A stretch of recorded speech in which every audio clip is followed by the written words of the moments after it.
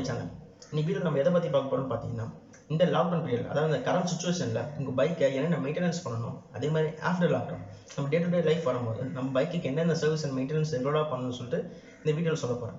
So இந்த video பார்க்கலாம் உங்களுக்கு என்ன யூஸ்ஃபுல்னு பார்த்தீங்கன்னா, உங்களுக்கு ஒரு இன்ஃபர்மேஷன் கிடைக்கும். அதாவது எந்தெந்த டைம் ஃப்ரேமில் என்னென்ன ஸ்பேர் மாற்றணும், என்னென்ன மெயின்டெனன்ஸ் பண்ணணும்னு சொல்லிட்டு உங்களுக்கு ஒரு டீட்டெயில்ஸ் கிடைக்கும். ஸோ இந்த வீடியோ ஃபுல்லாக பாருங்கள், ஸ்கிப் பண்ணாமல்.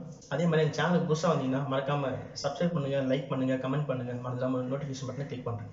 அப்போ தான் நான் போகிற வீடியோஸ்க்கு உங்களுக்கு நோட்டிஃபிகேஷன் வரும். வாங்க வீடியோக்குள்ள போகலாம். ஃபஸ்ட்டு டிப்பை நம்ம என்ன பார்க்க போகிறோம்னு பார்த்தீங்கன்னா, பைக் பேட்டரி எப்படி மெயின்டைன் பண்ணுறது தான். அதாவது இந்த லாக்டவுனில் மோஸ்ட்லி பார்த்தீங்கன்னா பைக்கு ஸ்டேபிளாக ஒரே இடத்துல நின்று தான் இருக்கும். ஒரு சில பேர் தான் யூஸ் பண்ணுறாங்க, ஒரு சில பேர் அப்படி விட்டுறாங்க. ஸோ அந்த டைமில் என்ன ஆகும்னா, பேட்டரி ஆட்டோமேட்டிக்காக அதோட பவரை ட்ரைன் ஆயிடும். ஸோ இந்த டைமில் நம்ம என்ன பண்ணோம்னா, உங்கள் பைக்கில் எங்கே பேட்டரி இருக்குது உங்களால் ஐடென்டிஃபை பண்ண முடிஞ்சதுன்னா அதை ஓப்பன் பண்ணி 2 டெர்மினல் இருக்கும். அது பாசிட்டிவ் ஒன்று, நெகட்டிவ் ஒன்று இருக்கும். ஸோ நெகட்டிவ் டெர்மினலில் கலட்டிட்டிங்கன்னா உங்கள் பேட்டரியோட பவர் வந்து ட்ரைன் ஆகாது. நீங்கள் 1 மந்த் கழிச்சு பேட்டரி கனெக்ட் பண்ணாலும் உங்களுக்கு செல்ஃப் ஒர்க் ஆகும். மோஸ்ட்லி இந்த டிப் யாருக்கு யூஸ் ஆகும்னு பார்த்தீங்கன்னா, கிக்கர் இல்லாத பைக்ஸ். மோஸ்ட்லி இப்போ பார்த்தீங்கன்னா 100 சிசிக்கு மேலே இருக்க பைக்ஸ்லாம் மோஸ்ட்லி கிக்கர் இல்லாமல் தான் வருது. ஸோ அவங்களுக்கு இந்த டிப்ஸ் ரொம்ப யூஸ்ஃபுல்லாக இருக்கும். நெகட்டிவ் டெர்மினலை கழட்டிடுங்க. அது எப்படி கழட்டணும்னு சொல்லிட்டு நான் காமிக்கிறேன்.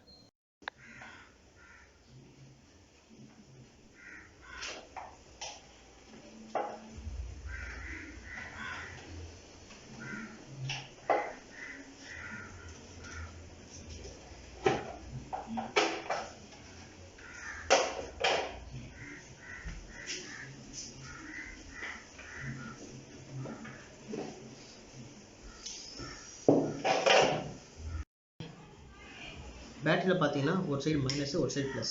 இதை வந்து பாசிட்டிவ் டெர்மினல் சொல்லுவாங்க, இதை வந்து நெகட்டிவ் டெர்மினல் சொல்லுவாங்க. ஸோ நம்ம நெகட்டிவ் டெர்மினல் ரிமூவ் பண்ணலாம் பேட்டரி. ஏன்னா இப்போ இந்த நெகட்டிவ் டெர்மினல் பேட்டரியே இருந்துச்சுன்னா பேட்டரியோட பவர் நம்ம யூஸ் பண்ண இருக்காங்க. அதனால் இந்த பேட்டரியில் இருக்க நெகட்டிவ் டெர்மினல் ரிமூவ் பண்ணிட்டோம்னா, நீங்கள் 2 மந்த்ஸ் கழிச்சு இந்த டெர்மினலில் ஜாயின் பண்ணிட்டு செல்ஃப் ஸ்டார்ட் ஒரு கிக் ஸ்டார்ட் பண்ணிங்கன்னா பைக் எந்த ஸ்டார்டிங் ப்ராப்ளம் இல்லாமல் ஈஸியாக ஸ்டார்ட் ஆகும். வெயிட் பண்ணி இதை கழட்டிடும்.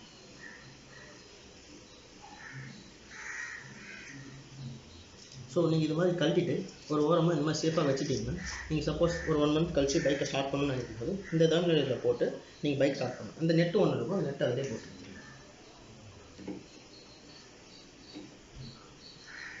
இப்படி தான் வந்து பாசிட்டிவ் டெர்மினலை ரிமூவ் பண்ணணும்.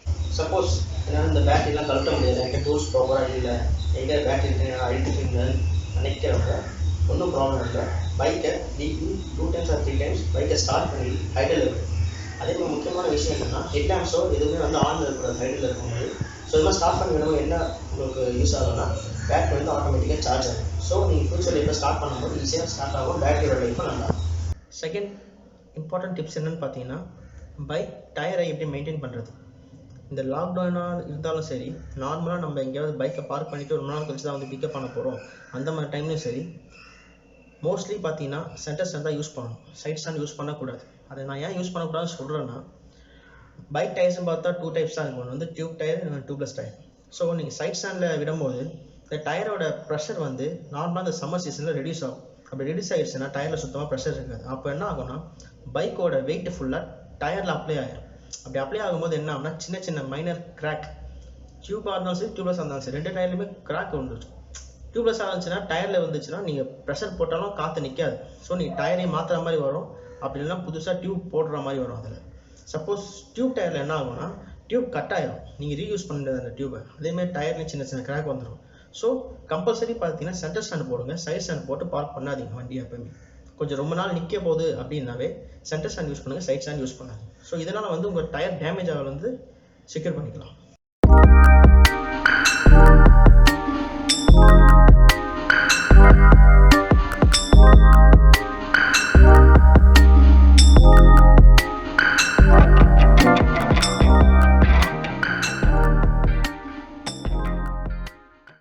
என்னன்னு பார்த்தீங்கன்னா, ஃபியூலோட டேப். அதாவது ஃபியூலில் 2 டைப் இருக்குது. ஒன்று வந்து கார்பரேட்டர் டைப், இன்னொன்று வந்து ஃபியூல் ஜெக்டர் டைப். ஃபியூல் ஜெக்டர் டைப்பில் வந்து இந்த டேப் வராது. ஆனால் கார்பரேட்டர் டைப்பில் இருக்க பைக் எல்லாத்தையுமே பார்த்தீங்கன்னா இந்த ஃபியூல் டேப் வரும். இந்த ஃபியூல் டேப்பை நீங்கள் ஓப்பன்லேயே வச்சு பார்க் பண்ணிட்டீங்கன்னா, கார்பரேட்டரில் பெட்ரோல் ஃபில் வரதுக்கு நிறைய சான்சஸ் இருக்குது. ஸோ நீங்கள் ஸ்டார்ட் பண்ணும்போது பைக் ஸ்டார்ட் ஆகும். ஸோ ஆல்வேஸ் என்ன பண்ணுறீங்கன்னா, டேப் வந்து க்ளோஸ் பண்ணிவிட்டு அதுக்கப்புறம் வண்டியை பார்க் பண்ணுங்க. ஸோ இது மாதிரி பண்ணுறதுனால உங்கள் கார்பரேட்டரில் எந்த ஃபால்ட்டும் வராது, பைக்கில் ஸ்டார்டிங் எந்த இஷ்யூவும் இருக்காது. 4th இம்பார்ட்டன்ட் டிப் என்னன்னு பார்த்தீங்கன்னா, ரேட் பெல்ட். ரேட் பைட்டுங்கிறது எல்லாருமே காமனாக ஃபேஸ் பண்ணக்கூடிய ஒரு இஷ்யூ. அதாவது அது காராக இருந்தாலும் சரி, பைக்காக இருந்தாலும் சரி, எலி வந்து ஈஸியாக ஏறி ஒயர் எல்லாத்தையும் கடிச்சிடும். ஸோ அதை உங்கள் பைக்கை சேஃபாக செக்யூராக இருக்கணும்னு நினச்சிங்கன்னா, ஒரு பைக்கை எப்போவுமே பார்த்தீங்கன்னா நிழலில் நிற்கிற மாதிரி பார்க் பண்ணாது. நீங்கள் பார்க் பண்ணுறப்ப கொஞ்சம் வெயிலாக இருக்கணும். ஸோ கொஞ்சம் வெயில் இருந்துச்சுன்னா அந்த ஹீட்டுக்கு வந்து எலி வராது. அதே மாதிரி பைக்கை வந்து கவர் போட்டு க்ளோஸ் பண்ணணும். அதுதான் வந்து சேஃப். 5th டிப் என்னன்னு பார்த்தீங்கன்னா, பைக்கோட ஸ்டார்டிங் ட்ரபிள். ஒரு சிலவங்க பைக்கை பார்க் பண்ணிட்டு ஊருக்கு போயிடும், அவங்களால இடையில வந்து ஸ்டார்ட் பண்ண முடியாது, அதே மாதிரி பேட்டரி கழட்டி பண்ணுவாங்க.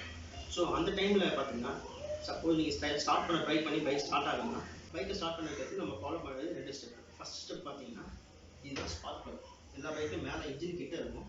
இது ஒரு ஸ்பார்க் ப்ளக்கை கலட்டிட்டு கீ ஆன் பண்ணிவிட்டு கிக்கர் அடிச்சிங்கன்னா ஸ்பார்க் நாய்ஸ் வரும். ஸ்பார்க் நாய்ஸ் வந்துச்சுன்னா உங்கள் பைக்கில் கரண்ட் ப்ரொடியூஸ் ஆகுது. சப்போஸ் ஸ்பார்க் நாய்ஸ் வரலை அப்படின்னா கரண்ட் வரதா ப்ராப்ளம் இருக்குது. இதை ஹேண்டில் பண்ணும்போது கொஞ்சம் சேஃபாக ஹேண்டில் பண்ணணும். இப்படி வச்சுட்டு நீங்கள் கிக்கர் அடிச்சுன்னா ஓரளவுக்கு சேஃபாக இருக்கும். மற்றபடி இந்த ப்ளக்கை கலட்டிட்டு செக் பண்ணும்போது கொஞ்சம் சேஃபாக செக் பண்ணணும். அதை நான் எப்படின்னு சொல்லி காமிக்கிறேன். அதே மாதிரி நெக்ஸ்ட் ஸ்டெப், இது கரண்ட்டை வந்து பைக்கை ஸ்டார்ட் ஆகலை அப்படின்னா நெக்ஸ்ட் ஸ்டெப் என்ன பண்ணணும்னா, ஸ்பார்க் ப்ளக் கலட்டி க்ளீன் பண்ணணும். அதை ஏன் கலட்டி க்ளீன் பண்ணணும்னா, நீங்கள் ரொம்ப நாள் பைக்கை ஸ்டார்ட் பண்ணாமல் வைக்கும்போது மாய்ஸ்சர் வந்து ஸ்பார்க் ப்ளக் மேலே ஃபார்ம் ஆகும். அப்போது நீங்கள் கிக்கர் கொடுத்தீங்கன்னா கரண்ட்டு சரியாக பாஸ் ஆகும். ஸோ அந்த டைமில் நீங்கள் ஸ்பார்க் ப்ளக் கட்டி அதில் எட்ஜு க்ளீன் பண்ணி மாட்டினீங்கன்னா உங்களுக்கு பைக் ஸ்டார்ட் ஆகிறது 80% சான்சஸ். அதை நான் எப்படின்னு சொல்லிட்டு இப்போ காட்டுறேன். சப்போஸ் நான் இதை அன்ப்ளக் பண்ணிவிட்டு கிக்கர் பண்ணும்போது எனக்கு இதில் சரியாக ஸ்பார்க் ப்ளக் நாய்ஸ் கேட்கல அப்படின்னு உங்களுக்கு டவுட் இருந்துச்சுன்னா, அடுத்ததான் நீங்கள் செய்ய வேண்டியது என்னன்னா, இந்த ப்ளக்கை ஆன்டி கிளாக் வைஸை சுற்றிட்டு இது இழுத்தீங்கன்னா வந்துடும். ஸோ இதுதான் வந்து பார்த்தீங்கன்னா இந்த ஒயரோட எட்ஜ். இது என்ன பண்ணணும்னா, ஃபஸ்ட்டு கீ ஆன் பண்ணிட்டு பைக் கீ ஆன் பண்ணிவிட்டு இதை தூரமாக பிடிச்சிட்டு ஏதாவது மெட்டல் சர்ஃபேஸ், அதாவது இந்த மாதிரி மெட்டல் சர்ஃபேஸில் வச்சு கிக்கர் அடிக்கணும்.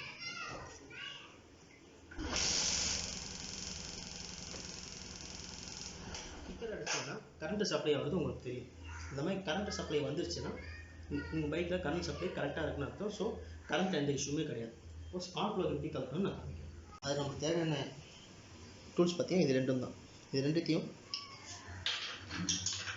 இதில் இப்படி போட்டுட்டு இந்த ஸ்க்ரூ ட்ரைவரை ஆன்டி கிளாக் வைஸ் அப்படி சுற்றிட்டிங்கன்னா ஸ்பார்க் ப்ளக் ரிலீஸ் ஆகிடும். எடுத்து பார்த்தீங்கன்னா இந்த மாதிரி ஏதாவது பிளாக் கண்டென்ட் இல்லை வாட்டர் ஏதாவது செடிமெண்ட் ஆகிருந்துச்சுன்னா நீங்கள் வந்து இதை க்ளீன் பண்ணி ஹீட் பண்ணிவிட்டு மாட்டினீங்கன்னா, ஹீட் பண்ண அவசியம் இல்லை, க்ளீன் பண்ணிவிட்டு மாட்டினீங்கன்னா பைக் மோஸ்ட்லி ஸ்டார்ட் ஆகிடும். இது வந்து பஜாஜ் பைக்குன்றதுனால 2 ஸ்பார்க் ப்ளக் கொடுத்துருப்பாங்க. மோஸ்ட்லி இந்த ஹீரோ ஹோண்டா டைப் பண்ண பைக்கெலாம் பார்த்தா ஒரே ஒரு சிங்கிள் ஸ்பார்க் ப்ளக் தான் இருக்கும். அதனால தான் அந்த ஒயர் செக் பண்ணும்போது கூட பைக் ஸ்டார்ட் ஆகிடுச்சு. ஸோ இதை க்ளீன் பண்ணிவிட்டு நல்லா க்ளீன் பண்ணிவிட்டு சேம் அதே மாதிரி வச்சு கிளாக் வைஸ் ரொட்டேட் பண்ணால் ஸ்பார்க் ப்ளக் ரெட் ஆகிடும். அதே மாதிரி ஸ்க்ரூ ட்ரைவர் வச்சு ஒரு சின்ன டைட் தான், ரொம்ப டைட் பண்ணாமல் சின்ன டைட் வச்சுட்டு இந்த ப்ளக்கை கலக்கணும்ல, அந்த ப்ளக் அந்த ஒயரில் இதையும் கிளாக் வைஸ் இப்போ கட் பண்ணணும். கொஞ்சம் அழுத்தி ட்ரெட் பண்ணுங்கள், அப்போ தான் ஏறும், இல்லைனா சும்மா சுற்றிட்டுருக்கும். ட்ரெட் பண்ணிவிட்டீங்க ஒரு ஸ்பார்க் ப்ளக் கனெக்ட் பண்ணிவிட்டு, ஸோ இப்போது இங்கே பைக் கீ ஆன் பண்ணிவிட்டு இப்போ பைக் ஸ்டார்ட் ஆகும். சப்போஸ் நீங்கள் அந்த 2 ஸ்டெப்பை ஃபாலோ பண்ணி உங்கள் பைக் ஸ்டார்ட் ஆகுதுன்னா, தேர்ட் ஸ்டெப் பண்ணுங்க. அதாவது உங்கள் பெட்ரோல் டேங்க் வந்து ப்ராப்பராக பெட்ரோல் வெளியே வருதான்னு சொல்லிட்டு செக் பண்ணணும். ஏன் சொல்கிறேன்னா, இந்த பெட்ரோல் நாபு கீழே ஒரு ஃபில்டர் ஒன்று இருக்குது. சப்போஸ் அந்த பிளாக்கேஜ் ஆகிடுச்சுன்னா உங்கள் பெட்ரோல் சரியாக கார்பெட்டுக்கு வராது. ஸோ அந்த டைமில் இந்த பெட்ரோல் பைப்பை நீங்கள் அன்ப்ளக் பண்ணி செக் பண்ணணும். ஃபஸ்ட்டு பெட்ரோல் டேப்பை க்ளோஸ் பண்ணிவிட்டு இந்த பைக்கில் அந்த ஷீல்டை கரெக்டாக தான் அந்த பெட்ரோல் டேப்பை உங்களுக்கு காமிக்க முடியும். அதனால் நான் காமிக்கிறேன். ஒரு சில பைக்கு ஓப்பன் வரும். கலட்டிட்டு இந்த பெட்ரோல் பேக் ஓப்பன் பண்ணிவிட்டு இங்கே பெட்ரோல் சரியாக பெட்ரோல் வந்துருச்சுன்னா நமக்கு எந்த இஷ்யூ இல்லை. சப்போஸ் பெட்ரோல் வரல அப்படின்னா இந்த கலட்டி க்ளீன் பண்ணிங்கன்னா பெட்ரோல் ஃப்ரீ ஆகிடும். சப்போஸ் ஹேர் லாக் ஆகிருந்தாலும் ஒரு சில டைம் பெட்ரோல் வெளியே வராது. ஸோ இது மாதிரி செக் பண்ணும்போது ரிலீஸ் ஆகிடும். ஸோ இது மாதிரி பண்ணிவிட்டு நீங்கள் கிக்கரை வந்து 2-3 வாட்டி கொஞ்சம் நிறைய வாட்டி கிக் பண்ணிகிட்டே இருந்தீங்கன்னா கண்டிப்பாக பைக் ஸ்டார்ட் ஆகும். ஏன்னா அந்த கார்பெட்டில் ஏதாவது சின்ன டஸ்ட்டு பிளாக் ஆகிடுச்சுன்னா இன்ஜின் போர்ட் சக் பண்ணும்போது அந்த பிளாக்கேஜ் வந்து ரிலீஸ் ஆகிடும். ஸோ இந்த 3 ஸ்டெப்பையும் ஃபாலோ பண்ணிங்கன்னா கண்டிப்பாக ரன்னிங்கில் இருந்த வண்டி திடீர்னு ஸ்டார்ட் ஆகாமல் போச்சுன்னா இந்த 3 ஸ்டெப்பை ஃபாலோ பண்ணினா கண்டிப்பாக பைக் ஸ்டார்ட் ஆகும். வேறு எந்த விஷயம் இருக்குது. That's all guys. இதுதான் பார்த்தீங்கன்னா நம்ம இந்த லாக்டவுன் பீரியடில் பைக்கை மெயின்டைன் பண்ண வேண்டிய டிப்ஸ். ஸோ இதை ஃபாலோ பண்ணுங்கள். கண்டிப்பாக உங்கள் பைக் சேஃப் அண்ட் செக்யூராக இருக்கும். அதே மாதிரி எந்த விதமான ஸ்டார்டிங் ட்ரபிளும் ஆகாது. நெக்ஸ்ட் என்னென்னு பார்த்தீங்கன்னா நார்மல் டேஸில் நம்ம பண்ண வேண்டிய சர்வீஸ் அண்ட் மெயின்டெனன்ஸ் அதை பற்றி வீடியோ பண்ண போகிறேன். ஸோ அதை பாருங்கள்.